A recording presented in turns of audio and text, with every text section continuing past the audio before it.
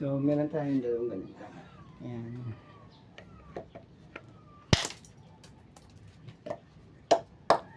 So, ano eh.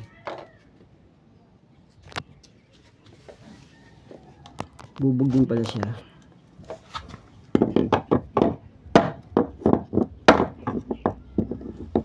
Ano? Sinisira ko na siya kasi nga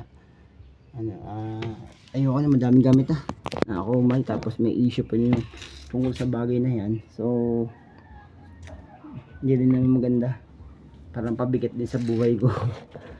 Mapabigat din sa buhay ko ito, yan nagiging yan lang siya. So ano ba, itapong lang sa basura niya.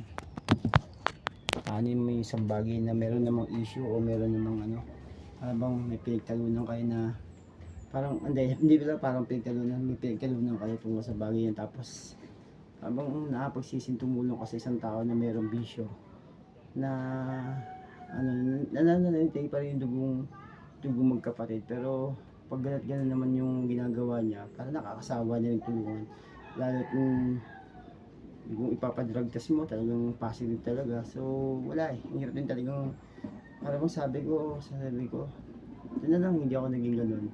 Pero bilang isang tao, nagkakasala din naman ako kasi sa isip, sa salita, sa gawa. Pero hindi ko naging bisyo yung ganun eh. So, talagang kahit pala tao ay may bisyo yung ganun. Talagang mahirap na pagkatiwalaan talaga. So anyway, yan.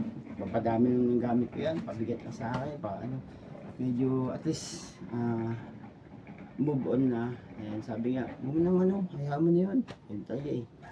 So, yun lang naman for the Violential Stories. Yung masamang comment, mabuti wala pinagkaiba yun. Paborin sa mga channel. That's all.